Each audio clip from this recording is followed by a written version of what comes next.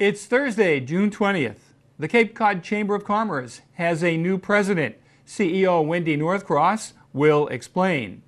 The Barnstable Municipal Airport will have a new type of airplane, and the airport commissioners re-elect its chairperson. This on today's edition of Barnstable Today. I'm Len Gobia.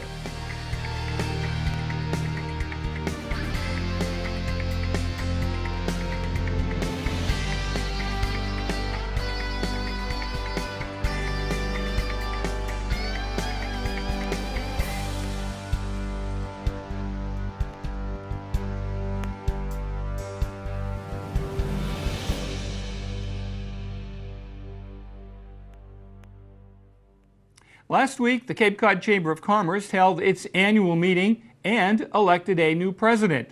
We spoke with CEO Wendy Northcross about the meeting. Let's talk about your annual meeting. That was held recently, and you have a new president of the Cape Cod Chamber of Commerce? Yes, we do. We had just a week ago Wednesday, had our annual meeting in Hyannis, the 91st annual meeting, and our new board chair is Gary Sheehan. He has a business, a family-owned business. He's second generation in Cape Medical Supply, and he's just turning 35 years old this week, so he's actually one of the young professionals on Cape Cod, and we're kind of, taking a page out of the hymn book that we're singing from that's, encouraging other people in business or in government, involve our younger generation in some of our big decision making, because they're smart, they're engaged, they own this place, they're going to inherit this place, and we want Cape Cod to be the best place that it can be. So Gary's a good example of that, and he has been elected by his peers on our board to be the board chair. So we were very excited about that. And who is the outgoing president? Dorothy Savarese. He is the president and CEO of Cape Cod 5 Cent Savings Bank, and for the last 2 years she was our board chair, and she did a great job. She really, had a lot to do with our strategic planning process and, kind of getting us organized to look at some longer 3 to 5 year goals and things like, what's our plan for the canal bridges? How are we going to deal with the cost of wastewater? Some of those big thorny issues that really need to be addressed and aren't going to be done in just a year. So she was very instrumental to that process of a strategic plan that looks down the road. In order for the chamber, the Cape Cod Chamber, to grow and mature, I would imagine that you had some board members who are, may have served for a couple of years or 4 years and have left. And in order to make it grow and continue to be effective, you have some new board members to bring in new blood, new thoughts, new ideas? Yeah, absolutely. We did have 5 people that stepped off the board, and we had 7 new directors that were elected, including Ann Van Vleck, who is the executive director of the Cape Cod Young Professionals. We had Bruce McGregor, who's got some business interests all over the Cape, but he owns Sun Transportation here in Hyannis. We had John Murphy Jr., his father started Land Ho Restaurant in Orleans. They also have a site in Costa Rica. As a matter, we'd like to go check out the Costa Rica site. Let me know when you want me to cover that. I'll be there to help you cover that. Yeah. Melinda Gallant, who's been around, she was a former manager at the Cape Cod Mall. She now is the general manager at South Cape Village in Mashpee. She came on the board. Now, I'm going from memory, so I hope I don't miss somebody here. We have Linda Markham, the new CEO of Cape Air. She has come on our board.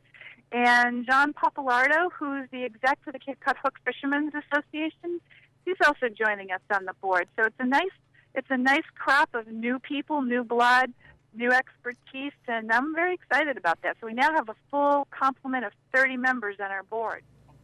The CBS television news department was on Cape Cod last week. Wendy Northcross tells us why. Well, Friday morning, first day of summer, also known as Quahog Day, Friday the 21st of June at between 7 and 9, we're not sure exactly when, but sometime between 7 and 9 a.m., there will be a segment that features the John F. Kennedy Hyannis Museum. And CBS was in town last week.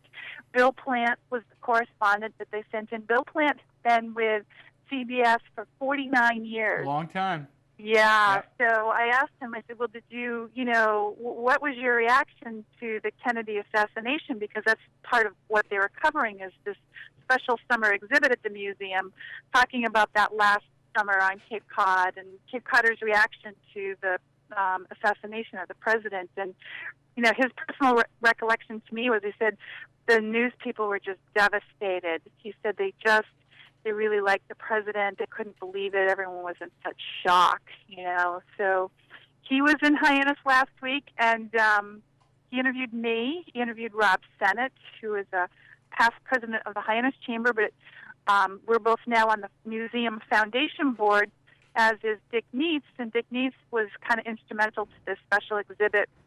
We used some of the materials he's had stashed in his attic for the last 50 years. The headlines from the assassination from the local papers and stuff. So yeah, CBS is here. They were doing some filming in the museum, and they were, I think, headed down to the compound in the beach area and the harbor area. So I'm really anxious to see. I think it's going to be a nice little shot in the arm for people to hear about this special exhibit and think about Cape Cod, and maybe a little boost in visitorship to the town of Barnstable this summer. Bud Brialt is the airport manager here in the town of Barnstable. Our Melissa Chartrand had an opportunity to go out on the deck and talk to the airport manager about some new changes. And also exciting and new is a new Island Air Caravan.